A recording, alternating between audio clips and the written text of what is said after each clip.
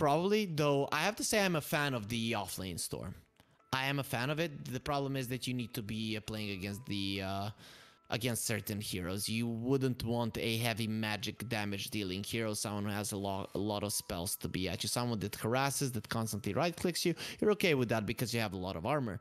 But if it's someone that actually does magic damage or has a spell, a stun, something, it's tough for the Storm. He can get punished. But I actually like an offlane Storm overall, though Lycan comes out and I mean, other than the Clockwork, which isn't the best, but can be okay at trapping the Lycan, these heroes, they don't do anything against him. You wake people up from the sleep with your wolves, the Visage, you burn through his Gravekeeper's cloak so easily.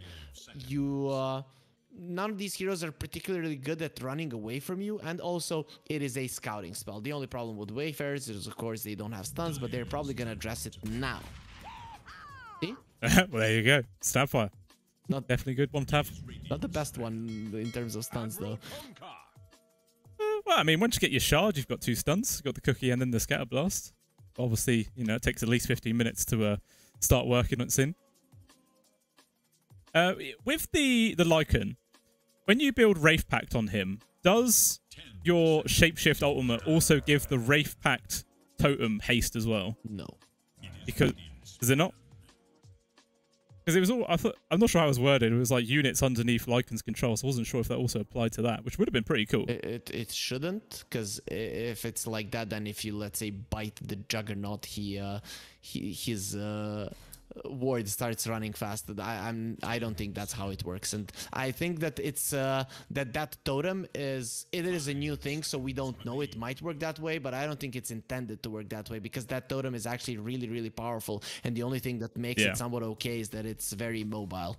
So I would assume it doesn't work that way, and if it does, it's probably gonna get patched so that it doesn't. But we know that what the Lycan is gonna do with his lads, it's gonna turn it into a Helm of the Overlord, not into a Wraith Pact. So that's probably not something that Lycans have built so far, but maybe that is a good thing to test out in a lobby if you're a pro player, see if it works out and actually cheese someone with the strat like that. But the Kunkka comes out, and we already talked about the lack of stuns on the side of Wayfarers. Now they're gonna have some lacking in damage when the boat comes out. When the boat comes out, a lot of these spells, Wayfarers, their heroes are good in the first 10 seconds of the fight. Lycan, he uses his ult form until he runs in. He's not going to be doing any damage, so he's effectively 10 seconds of doing damage. Snapfire, Storm Spirit, they run in, and if you don't kill anyone at the start, it's a problem. If the Kunkka boat comes out, it is gonna be tough. So I think Wayfarers, when they see someone being X'd at the start of the game, they're just gonna let him die. You don't want to turn that fight around, because it's gonna be extremely difficult to do so. So I like this pick. It's a great Lycan counter, especially not only killing your units, but protecting the supports from dying. That is the main thing that the Kunkka actually accomplishes against the Lycan. Yeah. As we know, Bane doesn't really stand much chance when the Lycan and all of his armies running at you, so having as much support as he possibly can going to be desperately needed to keep this Bane alive, because this Bane's job is pretty much to get that Fiend Script connection onto the Storm Spirit. That is his main target, 100%. So yeah, the Lycan's job is just to make sure that doesn't happen.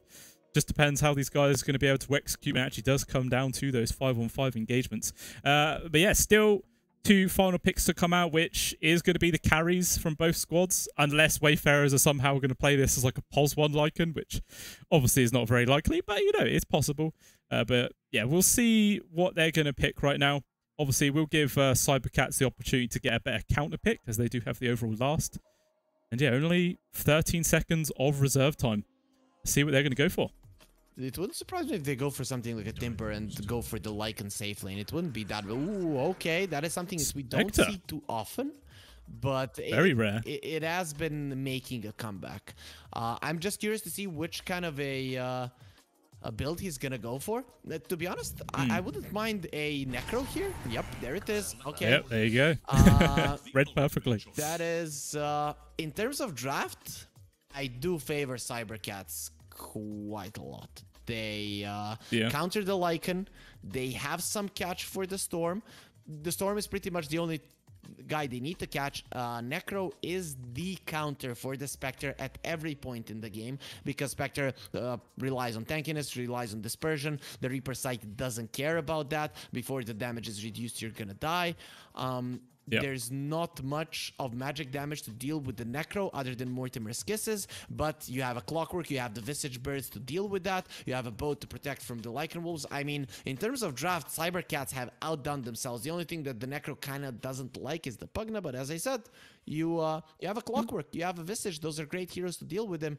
And in my mind, Wayfarers are gonna be splitting this map so much. It's gonna open up a potential for the Clockwork to go for hook shots, but I have to say, from what I've seen from these two teams, is when they need to split the map, they don't do so properly and they don't get the grab. So if Wayfarers don't use Phonics space that he's gonna be making with Lycan, just like he did with the Beastmaster, I think it's gonna be the game for Cybercats, actually.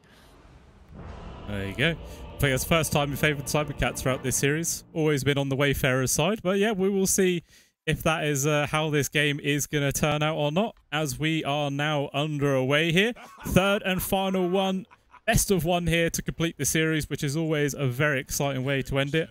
And yeah, one thing I will say is I'm not really too sure about what the purpose of this Spectre pick was. I mean, from the looks of the lineups, I would assume it would be, you know, a way to get on top of the Bane and try and remove him from the fight as quickly as possible. But surely that was just the job of the Lycan, so I don't know. It seems kind of weird to have two heroes with the same sort of objective in mind.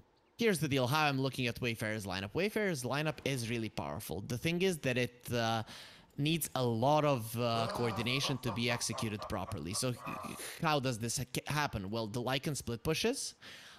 He is always ready to join his team because he's very fast. You get the Ags on the Spectre, and then you just split the map. The enemies, they kind of get, you know, cold feet. They don't know what to do. They start spreading around. Bam, you strike. Every time someone spreads around, bam, you strike. You get the pick off. You never go for a full-on team fight until the Spectre is ready. Until you see the Kunkka, let's say, isolated. You kill Shigetsu, and you win that way. So I like the lineup overall. I just don't think it's something that is easy to execute, right? So in my mind, it's gonna be a tough one. But I do understand the pick. Bottom lane though. Yeah, okay, taking quite a beating right now. He's trying to get the grab onto the bounty room, but that's a hell of a beating. A lot of regens going to have to be expended to keep this Spectre nice and healthy. Already a salve, actually. That is a huge value. And yeah, bottom bounty rune just gets completely ignored. No one caring. I mean, do you think one of these mid lanes is going to go for it? Or is it going to be like the big brain play to wait for yourself to get the bottle and then get like the extra charge? Considering, I don't think you can even get your bottle fast enough, can you? Considering that the Necro is a hero that doesn't naturally get the bottle, I think he should be walking towards that one. After he secures the range creep, we're probably going to see Igor go there. Does he see it? Actually, Igor doesn't see it, if I'm not mistaken. Does he not? Yeah, Igor doesn't see it. It's only being Oh yeah, his observer ward's on the north side. Oh. Look at it. He has two wards and none of them see it. It's so sad. Okay, now he saw it with the movement, right? Yeah. Yeah. He's like, oh, what's that doing there? All right, then, I'll take that. Meanwhile, as soon as he steps away, allows squad to get a free D ward. So, you know, you trade a 40 gold bounty rune for a 100 gold observer ward kill. How about if you give it to your teammates as well? Dota is a team game, you know? No, position 1 and 2s, they don't think it's a team game. All they care about is themselves. That's all they want. They want you to think either way. So I'm looking at these lanes. So Kunkka versus the Lycan should definitely favor the Kunkka. The Necro versus the Storm. As Necro gets more levels, Storm isn't gonna be having that good of a time. I guess with Igor moving towards that rune, it did allow the Storm to get a bit more in the CS department, but in my mind, as this lane progresses, Igor is going to be applying more and more pressure, and the Storm isn't going to be able to match that. So, of course, with the Storm, does farm the woods quicker. He does farm the side camp a bit quicker than the Necro, but still, this lane should be quite good for them. And again, Cybercats on the bottom lane, they are quite strong as well. Clockwork is one of those heroes that dishes out a lot of damage and takes a lot of damage himself, so the Soul Assumption stacks should be coming out. So looking at the laning stage, Cybercats, they should be quite happy with how it's gonna go. Yeah. So the one good thing about this lane for on the side of Wayfarers is the fact that the Spectre should always be able to just use the Spectral Dagger to get out of the cogs if they do get trapped, but you definitely can't say the same for Happy Durara. Poor old Pugna will just get stuck, and yeah, like you say, with the Soul Assumption hit on top, it's going to be extremely lethal. Mid lanes? Which I guess they're probably waiting for their position 3, or level 3, sorry. Ooh, yeah. Both getting very low. I don't... Igor just sat with 10 stick charges, not using them. Yeah, he didn't use them. I don't know if you saw that, but the Storm was getting some awesome body blocks and constantly hitting the remnants because of it. So, but Igor, he did have those 10 stick charges, understandably, against the Storm. So his life not really threatened there, but still was kind of a cool play coming out from Squadex. Yeah, sometimes it is those just small little plays that you can do which can make all the difference. You know, any sort of way you can gain an advantage and try and swing the lane even further into your favor, you'll definitely attempt it. So far, though, 18-3 to Igor to the 15-2 there of squad. So just a very, very slight lead so far here for the Necro, but not really enough to write home about.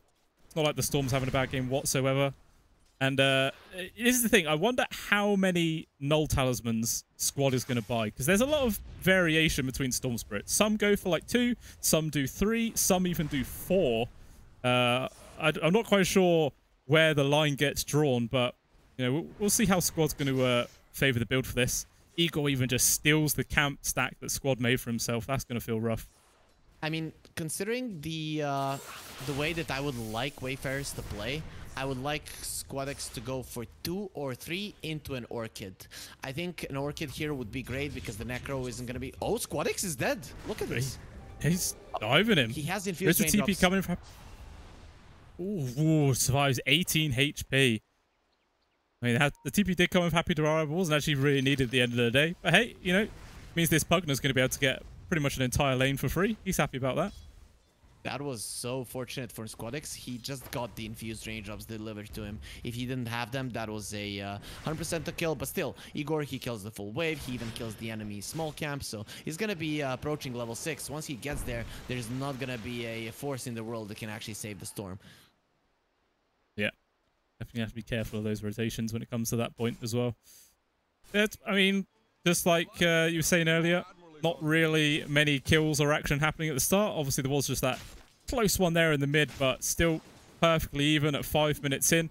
There is actually a solid 1k gold advantage at this point for cybercats. So pulling ahead very slightly. The Necrophos and Kunkka both actually at the top of net worth. So they're having a perfectly fine time. I told you, man, 7 minutes is pretty much when the ceasefire ends. I don't know what it is. Did they just all get together and be like, okay, guys, at 7 minutes, we're gonna start banging each other heads, and then usually the kills start ramping up at like 8 minutes in, and then all hell breaks loose. I don't know what the deal is, but that's just how it works with these two teams. It has worked that way in the last season as well. Happy? Bottom lane? It's not 7 minutes yet, so he's not gonna die. Yeah. Not 7 minutes, you know. They probably were about to kill him and they checked the time and was like, nope, nope, nope, go back. Don't kill him. Just wait. Be polite. Manners get you everything in a game like Dota 2. Yeah, for sure. I mean, not in my pubs. Normally it's always shouting, but, you know, it does help. Meanwhile, though, it looks like the first blood will be found. Squad not paying heed, though, to that ceasefire. Getting the first blood at just 6 minutes in. Igor even going to get a D-ward, which is nice, but still, you know, first blood there for your mid laner. Always going to be a nice way to start off. Yep, perfect for the Storm. He's the one that's going to be making plays around the map. He's the one that needs to kill heroes. Wayfarers are going to have some trouble getting heroes down unless cybercats are alone. We already talked about it. You need to use the mobility of your heroes to actually isolate one of the enemies to bring them down. So the Storm needs a good start. That's why I would like to see a Orchid, because without it, I just don't see the Necro dying. The clock can even get out. The boat gets out. A lot of things can actually go wrong. The Kunkka actually now got his armlet finished up now. 7 minutes in. Obviously, his courier... Oh, yeah, his courier's actually dead for 1 minute and 15, so he's going to have to wait a bit before he can actually get the item out. But, you know, he accumulated the gold at a very good timing at least, so he's very happy about how this game's progressing so far. And obviously, with those Tidebringer hits, the poor old Wolves for Funnick just ends up being free farm away. Meanwhile, in the mid, Reaper's Scythe gets commit onto immersion, but Igor not actually having the damage at this point. But regardless, he will still find the kill. In early levels, Reaper's Scythe, you know, the permanent HP mana buff, it's not really that big, so it's not really like he's lost too much there.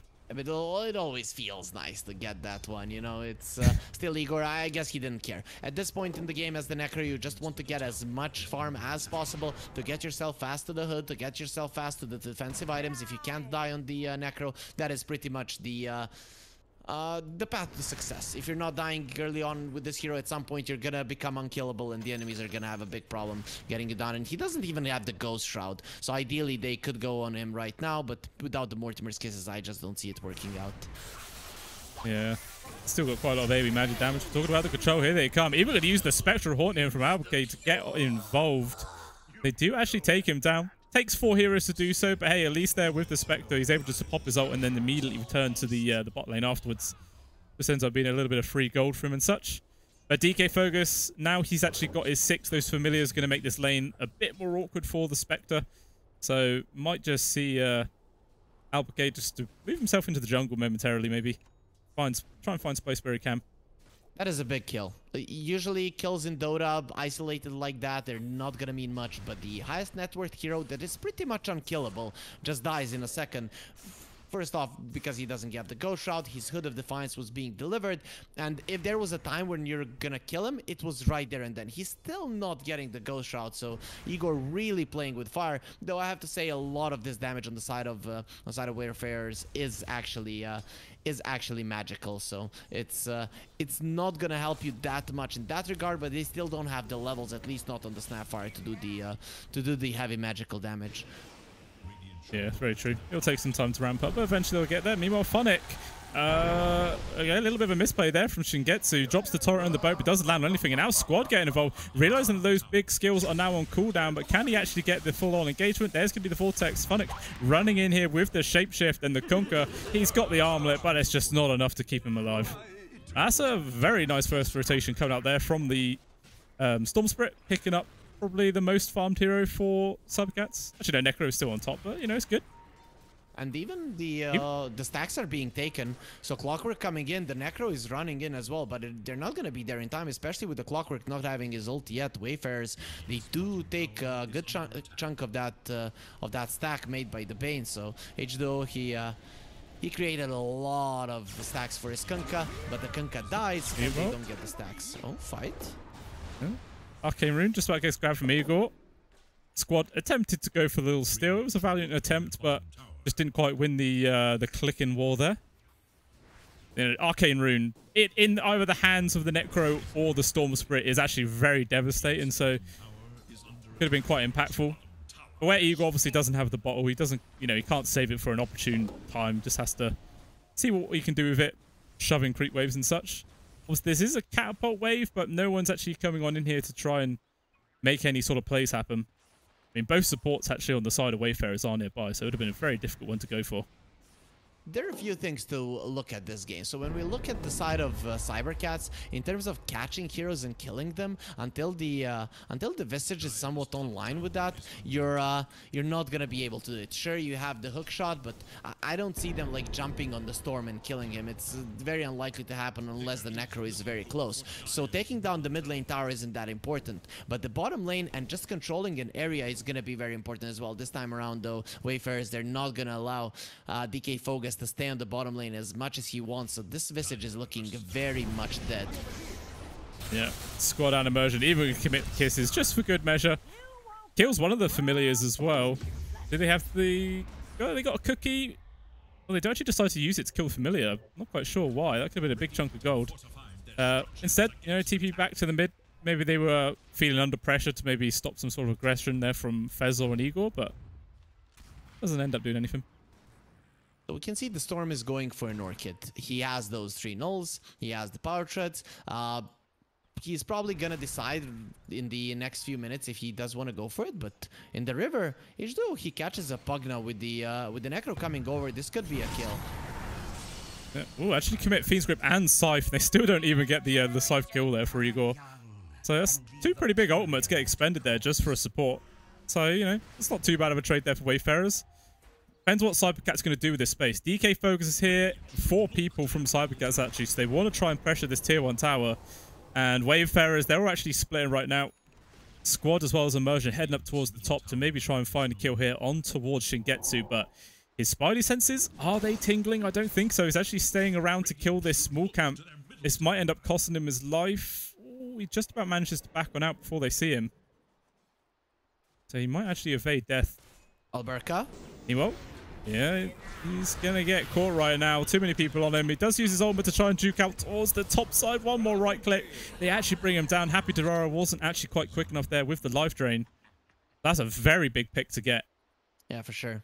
The Kunkka TP's to the bottom lane. I would actually have liked for him to stay on the top, or now if he's on the bottom lane, ward that one for him and play as 4 in the top lane. We already talked about the side of Wayfarers, how hard it is for them to fight into a full lineup of cybercats. Even 4 heroes is going to be a problem, especially with the birds giving you vision, and now there is no haunt. So I don't think cybercats right now, when they are stronger, they should be letting the top lane go. This Necro, if surrounded by his teammates, is most likely unkillable, especially if Mortimer's kisses get cancelled out. So I think with that in mind, cybercats should take the top part of the map, go there with the smoke, play some vision, maybe get a D-ward or 2, and then just stay there for as long as you like, take away more farm from the enemies, and then when you have your big items, just go in for a big fight. Yeah, definitely going to be their time and see if they can hit it. Do see maybe there was some sort of move attempt to be made there from Wayfarers in the dire jungle, but they don't actually end up bumping into anyone. Not going to see anything there. But we do actually see a Wraith Pack being queued up here from DK Fogus. So finally, we are going to see this item in this series. Coming out not too long, to be honest. Only like just over 1,000 goldish. Yeah, 1,000 gold away. We talked about it. 10 seconds of the fight, that's when Wayfarers do damage. You get the Wraith Pact out. Boat and the Wraith Pact, no one is gonna die. If no one dies, then you've lost your mana, you've lost your spells, you've lost your shapeshift, and you're gonna be in a ton of trouble. Yeah. Oh, smoke attempt. I think it was just broken up there. Squad go a little bit too close to the low ground where Fezor was. They see Igor. They've committed the Mortem's Kiss right now. They're going on towards this Necro. There's going to be a Nightmare save though there from the Bane, as well as the Fiend's Grip. Hookshot does miss, but it might not make too much difference as Funix getting involved. They take out the Bane. Clockwork just about dropping as well. But Shingetsu's actually coming in right now. The Minotaur stun landed onto 2. Did a lot to hold him in place right now, but Squad's still going to be able to disengage. They do pick off the 2 supports at least. So it's actually 2 supports for 2 supports. So not really too much gain from that. Several ultimates get expended from both sides. So I guess it slightly favors Wayfarers because they are, yeah, just behind in terms of gold. Yeah, look at that. 40 gold exchange for about 200 experience. Pretty much just a wash. Yeah, for sure it favors them a bit. For a few reasons. It's on the enemy part of the map. So it was actually cybercats that were responding. They responded with 5 of their heroes, and of course right now cybercats are so much stronger, not only because of the gold advantage, but because of the nature of their heroes. The Necro and the Kunkka are way stronger than anyone on the side of Wayfarers, so it is only natural that you're gonna be happy with an even fight. Very, very true. So I mean, it's still got a long way to wait. This is always the danger of having a Spectre pos 1, but actually, let's talk about that. Squad jumping forwards. He's got the pullback there onto the Bane. He actually does a short range zip into the cog, so it doesn't really accomplish too much. Happy Dora is still gone.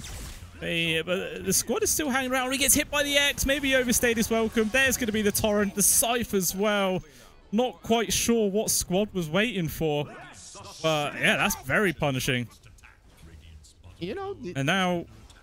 Yeah, come on. He wants to be cool. These new players, they want to show off their skills. Like, look at me, what I can do with the Bolt Lightning. And sometimes it just doesn't work out.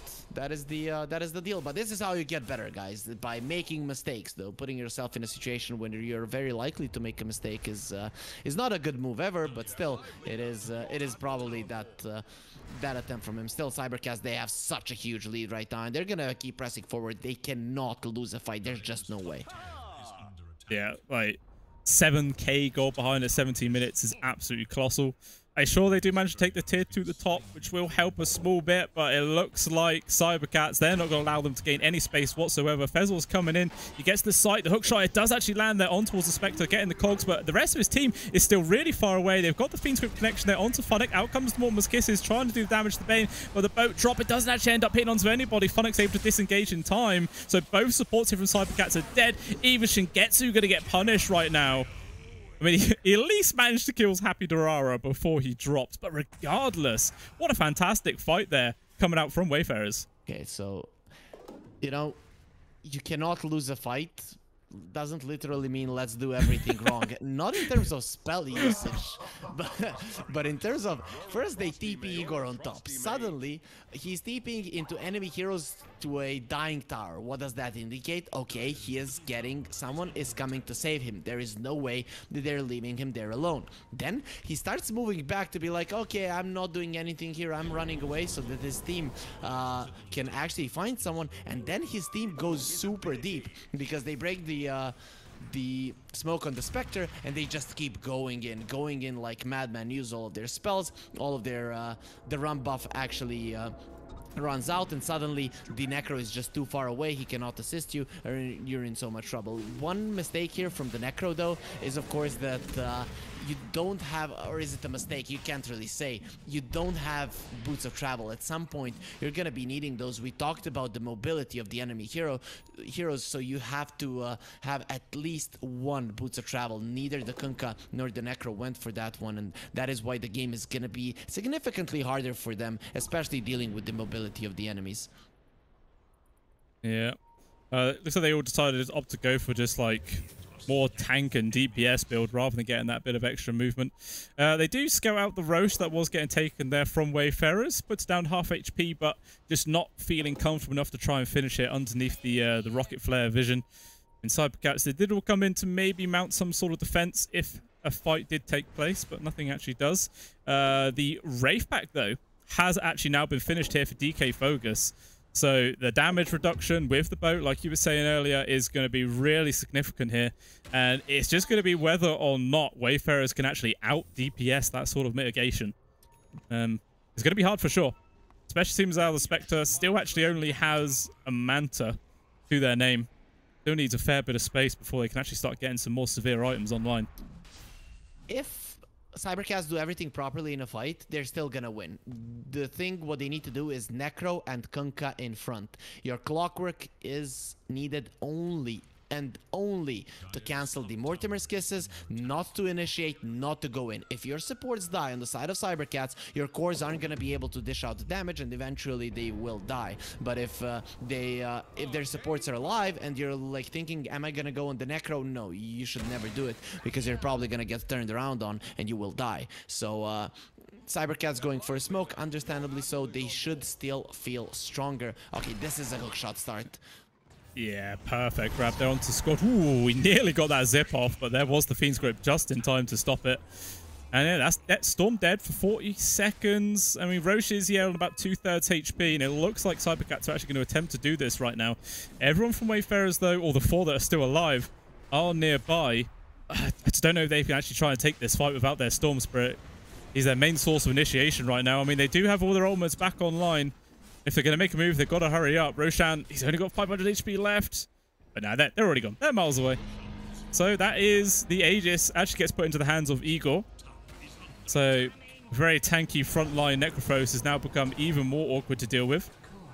It did work out for them for the side of cybercats there. You could see Wayfarers being a little bit hesitant. At that point, as soon as they go into the pit, you need to make a decision. Are we fighting or not? The second you say we're not fighting, that is the second that you disperse and push out lanes. They haven't done so. So this smoke isn't going to be as scary as it should be. Only if someone steps out, and in the best case scenario, it's just going to be a support. Other thing, that Storm could have survived there for sure. It was Squadex making a mistake. Also, the Clockwork making a mistake as well. He didn't know. Oh, Clock?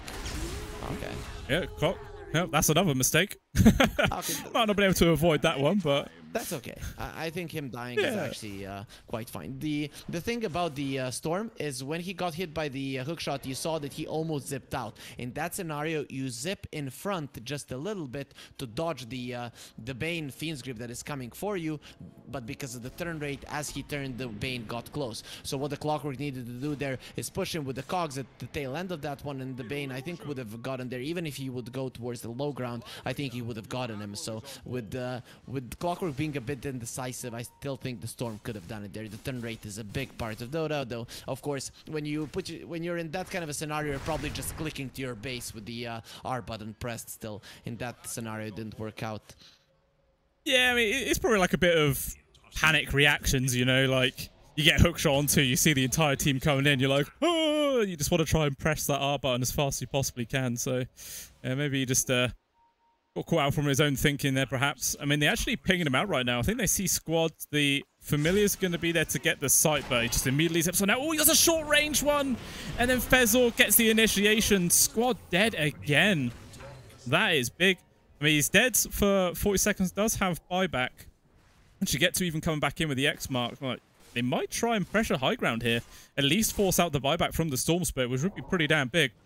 I mean, with the Aegis still in the hands of Igor, they're going to feel more than comfortable making this play happen. And all that, I mean, they are actually missing Fiend's Grip and Hookshot, which is a big portion of their control. But yeah, I think they just want to try and do as much as they possibly can here with this brief window. Yeah, they will, and as you are, you're so much stronger when you go high ground. If you position yourselves properly, you're not going to be in that much trouble, especially if you have a healing hero like the Necro. So they do as much damage as they can as the Storm is dead, and once he's going to come back to life, they get themselves out. Now, it's time to go towards the enemy triangle. You have a nice clean path towards there. The smoke might have came a little bit too late, so they're not going to be as fast as they would want. So it's probably going to give the side of Wayfarers a bit of a understanding of what's going on. Happy, though, he's... The scan did actually connect, but Fezor, his jetpack actually running out just as he was about to go over the high ground as well. A little bit fortunate there for the Pugner to escape with his life. Very, very close. Yeah, he missed that hook shot. That was pretty weird. I kind of thought that was gonna connect 100%. Yeah.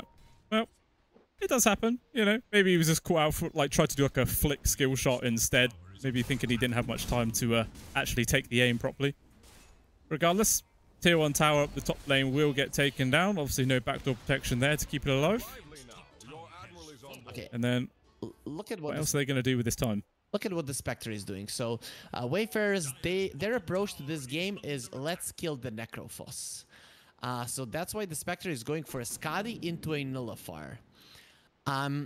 I'm liking that Igor got a BKB, so with him having the BKB, I don't know if that's the right approach. You're not going to be killing him. Maybe just focus on getting the backlines. Okay, I guess the Nullifier might be great since the supports are probably going to be going for Ghost Scepters, Force Staffs, and even Glimmer Capes. All of those things can be purged off. So maybe that is the reason for it. But in my mind, when I look at the Spectre, I'm thinking these items are to burst down the Necro. And when he has a BKB, that's just not going to happen. He's going to survive through everything, especially if he has even one of the units close to him. If there's no Desolate damage, Igor will most certainly survive the Spectre.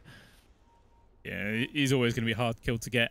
Not to mention the fact that, you know, those are two pretty damn expensive items. So Alberca, it's going to take him a fair bit of time before he can actually complete both of those. It's going to be a big old window here for Cybercats to carry on pushing their advantage whilst they still have it. Like 5k gold. I think at one point it was like 8k or something like that. Which has been dropped a little bit, but, you know, they still definitely have the momentum in their favor. The Aegis, though, has now just ran out. And they're all just sort of huddling in the enemy jungle right now, but they're actually underneath an Invis boar, or Invis wolf, sorry. So just spots out exactly where Cybercats are, and Wayfarers know exactly where not to go. Wayfarers haven't been able to split out cybercats the way that they wanted. If there wasn't for that fight on the top lane, this would have been a disastrous game for Wayfarers. So I'm just looking towards them to get the split push going. Even buying something like a shard on the Lycan, sure, it's gonna give some more farm to your enemies, but it's gonna keep pushing quite a lot. And we can see the Ancient Black Dragon doing just that with the Lycan Wolves. This is what I want to see. Now, when you see the enemies splitting up, you want to go in. And they have really good vision on the top lane, so they're probably gonna know if one of the enemies are alone.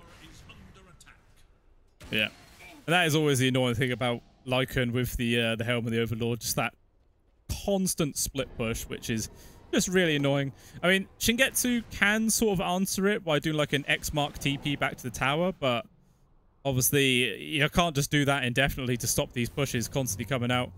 I mean, you might be able to actually get the grab onto the dragon here, which is still lingering nearby. Actually, no, he's not even interested. He's just going to leave it. You could do it if you had the boots of travel.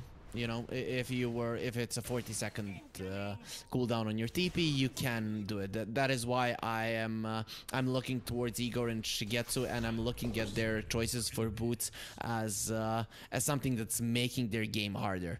Maybe at some point you feel stronger with those items, but it's definitely gonna make it super hard to deal with the Lycan. That's why they're going for smokes. I think they're getting kind of eager to fight. Maybe even a bit panicking at this point, because if you can't find the fights for a very long time, it's gonna allow Wayfarers to equalize this game completely in terms of strength, and then it's a 50-50 when it comes to fighting. And again, you don't have to fight on the side of Wayfarers. You can continue playing like this indefinitely until your enemies start making mistakes. Yeah, it's true. It's just the thing about having a Spectre as well as you carry. You know, eventually they're going to turn into that big late game raid boss, which is just so difficult to play versus. And yeah, like I said, they've just been doing such a fantastic job of dodging fights.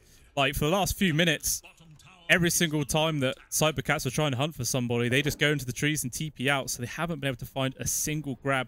And it felt like I was just saying that they had a 5k gold advantage like just over a minute ago. It's now already down to a 3,000. So if they keep this up, they might actually just eventually start outpacing the farm capabilities here of cybercats. And yeah, Wayfarers just going to get more and more awkward to play up into. They've probably already started doing that. The only reason that the gold lead kind of stopped right now, going in the favor of Wayfarers, is because they went for that smoke on the side of cybercats. So Wayfarers kind of had to be a bit careful of what they were doing. So their triangle got farmed and stuff like that. But Storm, he has been caught. Ooh, can he get himself out of there? The 4-star to make the space. They cannot get the Fiend's Grip connection. Even they drop the Spectre ulti, but not quite enough to follow through. Actually, now they will. They get the grab onto Fezzle as well as DK Focus. Do they have a lockdown? The Familiars are going to get some stuns, which are holding the Spectre at bay for now. Still, though, in comes the Shapeshift form, focusing on towards that Visage. Can he survive? The Bane also getting super low with the Glimmer. Even going to drop the Fiend's Grip there on towards the Lycan. Can he actually get the kill? He's trapped inside the cogs. Fight it with the BKB. There's just no other way to stop him. He's just going to be able to run himself out. At least, though, on the back line, Shingetsu as well as Igor did manage to pick up the 2 supports on the side of Wayfarers. Oh, they even see Funnick, do they? Oh, he's able to get himself away. All right, so it's 2 for 2, but obviously there was a buyback there for Fezzor, so, you know, very slight victory for them somehow. Yeah, in terms of golden experience. The Spectre should have died there. I can literally hear the comms of cybercats right now. So Igor wanted to use the Reaper sight on the Spectre, but suddenly their support started crying wolf. You know, Wolf, he's coming for us, and he just turned there for a half a second. It allowed Delberka to run out. If he had gotten Reaper sighted there, I'm pretty sure that the Snapfire would have died either way. Suddenly, a great fight for cybercats. This way, the Spectre does survive, but again, we're coming to a point. No matter how strong the Spectre gets, you are playing against the Necro, the single best counter for a Spectre in the game, for sure. There's nothing you can do about it. Glimmer Capes can help you, maybe a Wraith Path can help you, but either way, at some point that Reaper sight will cut you down. Especially Kunkka is also pretty good against him, because you use your boat, you don't have to use your Silver Edge to survive. You can always break the Spectre, which we already made it quite clear. Against the Reaper sight, it is not that important overall. No. We'll see how they manage to play that out. Rosham, though, has now just respawned. It got scouted out there from one of the walls there in the control of Funix. I don't think the information is there from cybercats yet, though, the fact that this is up.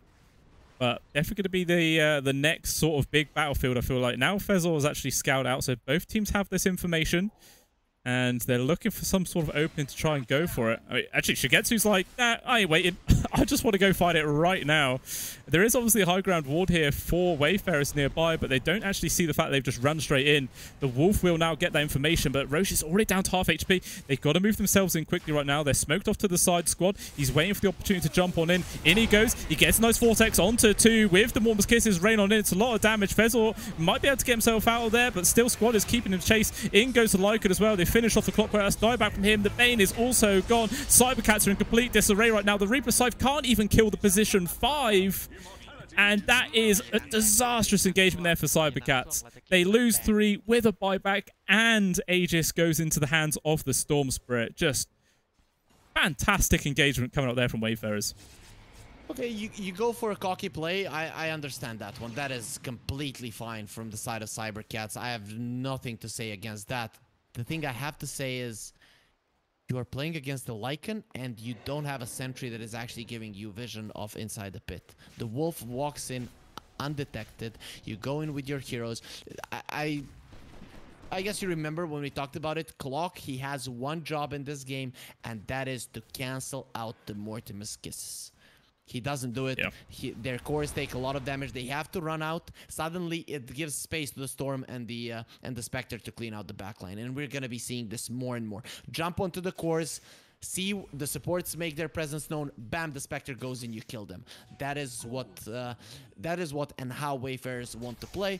And if you're not canceling out the Mortimer's Kisses, if your cores cannot posture aggressively and not think about their lives one bit, your supports are just gonna die, and at some point there's gonna be a chase on these cores. The BKBs are getting lower and lower on both the Kunkka and the Necro. There's 7 seconds. It's not gonna be an easy game overall from this point onward if Cybercats don't change how they approach these fights. And right now, you remember those Cybercats are stronger whatever happens. Well, now it's not that easy for them to win fights.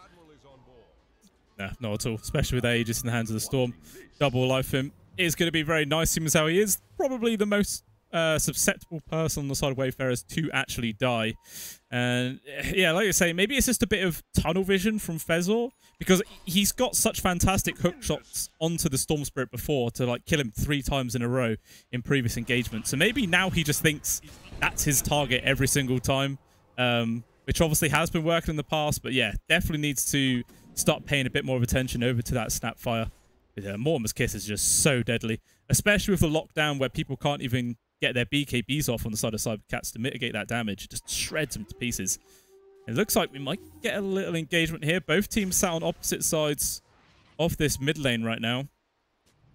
Oh, the X mark dots, I think, gives Wayfarers the information that he's in those trees. They're going to go for a smoke, see what they find. Lots of trees, though, so the smoke's going to break prematurely. They're going to move themselves into the triangle area, but everyone from Cybercats has actually vacated this spot. I say that. Shingetsu's showing himself. He obviously has the BKB back off of cooldown.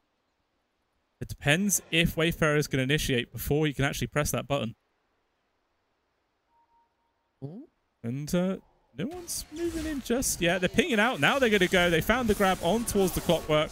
No one's going to bother coming there from Cybercats to save him. That is just a free kill. Down for 45 as well with no buyback. Let's see what Wayfarer is going to be able to do here with this brief window of opportunity. Probably just shove the tier 2, I guess. I mean, it is a catapult wave as well with a fresh creep wave. So definitely got the means and capability to do so. I actually expected Cybercats to take that fight full on. Squad X? Okay, he's gonna be fine. I expected them to take that fight. They knew that the enemies would want to take over their part of the map. Oh, they go for him again. Jumping in. So he's just constantly hunting in for this Necro. He's able to get the BKB off. Alberca's in there as well. The boat gets a connection with the Scythe on top. The 4 stuff away. Doesn't make any difference to that skill. He still dies. They did get the Fiend's Grip connection onto Squad. He's got the Aegis though. He's going to be coming back on into this. But so is Wayfarers. He gets immediately connected on from the Torrent. Fantastically placed. Cybercats find the free kill. Oh, the hook shot from Fezor. He was guessing the TP out location from Immersion, but just guesses wrong. But still, a 2-for-0 exchange there. Both the 2 major calls on the side of Wayfarers dropping. And maybe now cybercats might be able to just start making some work happen themselves and try and take down this tier 2 in the mid, and they probably could still go high grounds. Like, you know, they might think that there's a buyback available for either of these two cores, so I think they're just thinking they can force that out and then maybe fall back. I like what Funnick is doing though. He is split pushing so hard, and he actually has an alpha wolf, so he's definitely going to be pushing in hard though. Not as hard as the enemies. They have way too many heroes. Storm, he goes in. In they go with the buyback. Got the immediate Vortex grab on Shigetsu with the Mortimer's Kisses. There's going to be the Nightmare dodging some of it. Still was a fair bit of damage there from the Kunkka. He's going to feel a bit more awkward if any sort of fight carries on happening. I mean, the Spectre is up in 8 seconds, but yeah, cybercats, they're not going to push their luck. They will fall back rather than throwing this game down the toilet. I mean, yeah, the buyback forced out on the Storm Spirit, that's a good enough win on its own, as well as actually taking out the tier 3 tower, so they're quite happy with how that went. Oh, look as well, Shingetsu, look what he's queued up. Yeah, Rapier. He went for the -2 seconds Tidebringer cooldown. In this game in particular, I expected him 100% to go for the fleet. You would see it in 99% of the games. Like, there's no chance that I would see him go for this one, but he wants to do the damage, and that's okay. I still would have preferred the fleet. Saving your supports is much more important, and getting that run buff on them is definitely gonna make that happen. The cool thing about this game right now is that it's completely 50-50 in how the fights are gonna go. There's not one team that is stronger. It's just about how you jump. It's not even about who gets the jump. It's about how you jump it. So for the side of Wayfarers, the way they have to go in, you have to get multiple heroes with the Storm. It might be too aggressive to just start off with the Haunt, but it wouldn't surprise me if the Wolf would scout out some of the heroes just to use the Haunt, see where they are, and then Squad X goes in. That is how you want to start the fight on the side of Wayfarers to win. On the other side, well, cybercats, it's the same. You want to bait enemies to go on either Igor or Shigetsu. You don't want both of them to be caught in the vortex, but you want one of them to get caught, and then the supports can actually play it slow and make sure that that the response is there in time. If Igor survives, if the Spectre tries committing on him, the result will be the same as in the last fight. You're gonna get Reaper sighted and die. So I still think it's a bit easier for cybercats in terms of team fight. But in terms of map control, especially with the shard being on the Lycan, it's going to be easier for them to actually force out the fights that they want, because cybercats are going to have to be dealing with the lanes all the time. Yeah, for sure. I think probably the next big power spike for Wayfarers is going to be when Squad is actually able to complete this refresh roll that he's got queued up here. Like, having the double AoE Vortex is going to be pretty big. He's poking onto Shingetsu right now. Obviously, the Kunkka's got the BKB. The rest of the squad is also coming in, and they're just going to try and take this fight. The Bane leading the charge. Can he get a good Fiend's Grip connection? There is going to be the hook shot, which grabs himself on towards the Snapfire, but in comes the Spectre on. But the Vortex, it lands onto so many heroes. Both the supports are getting super damn low. Actually, the Bane somehow able to disengage. Really buyback coming on out, but yeah, the Spectre again. The Reaper Scythe puts him in the ground. Igor's going to try and hunt for Happy Durara, and with the familiar stuns, cancels out the TP. Double kill there for the Necro. And Funnick, all he can do is just run away. Oh, they just need someone on Wayfarers to say, if we see a solo Kunkka, if we see a solo Necro, we do not touch them, we do not poke them, don't poke the bear. There's gonna be a response, and you're not gonna kill them. That is the deal. And then when the response comes, it's already gonna be too late. Even the boat from the Kunkka came a little bit too late, but even so, the support survived long enough. The Clockwork even survived completely in that fight, and if the supports on the side of the cybercats aren't dying, well, this is how the fight will end up. Yeah. And now they get punished for it. Lose an entire set of barracks at the top lane. Gonna go straight into the mid. The Storm was making sure he's killing the creep wave. Fezzle actually, he gets the hook shot to stun Squad, but it does cost his own life. But, you know, it's just space being made. Baiting away that Storm Spirit allows them to take away the melee barracks in the mid lane.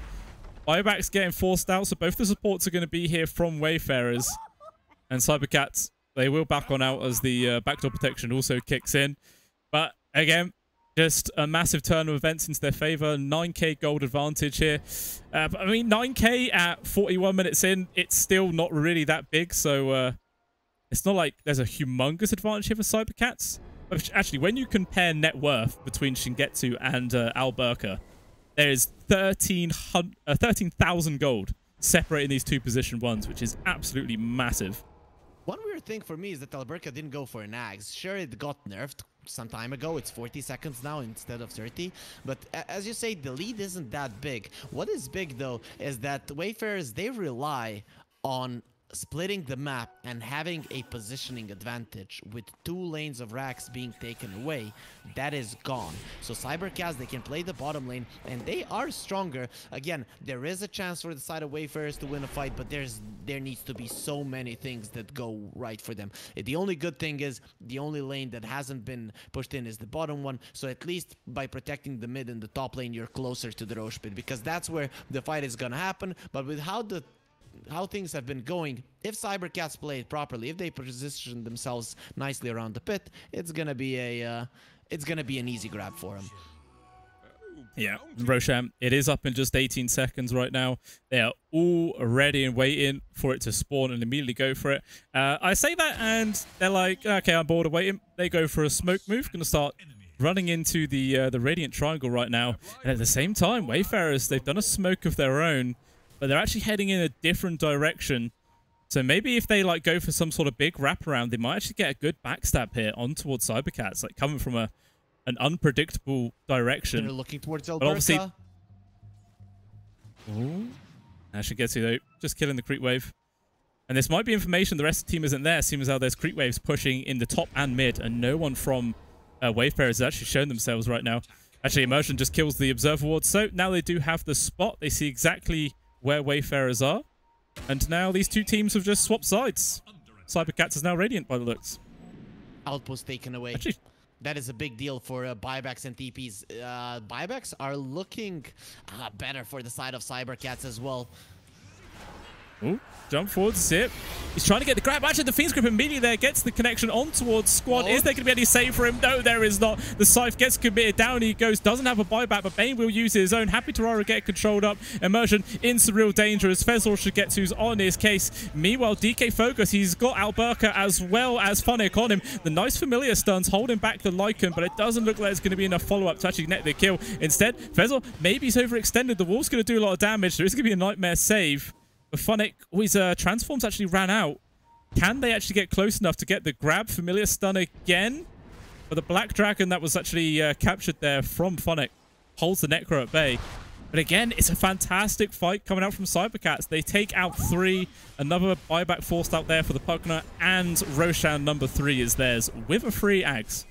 I was expecting there with Wayfarers committing so much to get that outpost that they actually had more buybacks than their enemies, but not really the case. Pretty much all of the heroes on the side of cybercats had their buybacks, and pretty much no one on the side of Wayfarers had their buyback. The main one, the most important one, of course, being the Storm Spirit. He didn't even have it off cooldown, but you know, if he dies, there is a chance that he buys back and just jumps in, zips in, crushes everyone with a long-range zip. Still, in this kind of situation, you can't really hope for much. 38 seconds before the Storm is back. You have the Glyph, that's gonna delay it for another 6, but still, this tier 3 and the Raxes are most likely gonna die. Okay, Storm gets his buyback right now, and there should be a one last fight coming out right now. And here it comes. Zip forwards. Not really going to get any connection on the heroes. The Wraith Pack's there, so Megas will just be secured.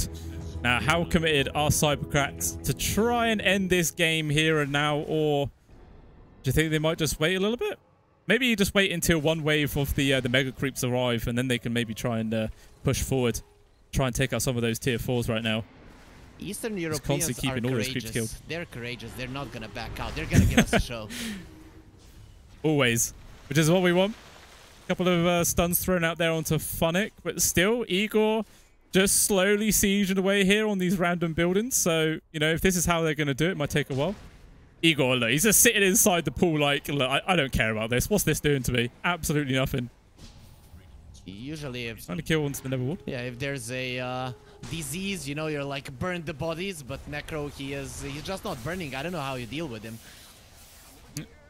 Another Vortex used. Does actually, kill the entire creep wave, but there is 2 catapults still left standing. Just going to carry on chipping away here at the tier 4s. And now in comes the Spectre armor immediately. In they go right now. Spectre, he's got the grab into the backlines there. Focusing down. Happy Terrara is also dropped as well as the Bane, but still everyone's clustered up. This Warm's Kiss is going to be doing a lot of work, but BKBs are bound, avoiding the majority of the damage. Igor's still relatively healthy. Phonic's magic immune is now ran out. Shigetsu's going to be there, but the gobble up actually from Immersion toss away, but it's too early. The X mark was still on him. It drags him straight back in with the Vortex there though from Squad. Makes some space that might just allow Phonic to disengage. He's running for his life right now. Alberco's back on in, focusing onto Igor, but the Cypher's going to be there. Is enough damage to get the kill. Just about the Cypher ends. He will drop. Buys back immediately right now though, but the cybercats, they've just got their 3 cores. They're going to keep going. The Vortex, it lands onto all 3 yet again. There's so much AoE damage. The cheese is there for DK Focus, so Shigetsu will still die. Actually buys back, so he wants to end this game right now. Fanic will also drop, but again, another buyback. There's an Ancient though on half HP. The Megas, they're doing the work. Another Vortex forward there from Squad. So much control coming out right now, but still objective Doa. Is anyone hitting onto the Ancient? I'm not sure if they are. Shigetsu taking people out. Alberca's dead, and GG is called. Cybercats, they take the series 2-1. If you told me at the start of this series Cybercats are gonna win this series, I'd say you're crazy, man. What the hell are you talking about?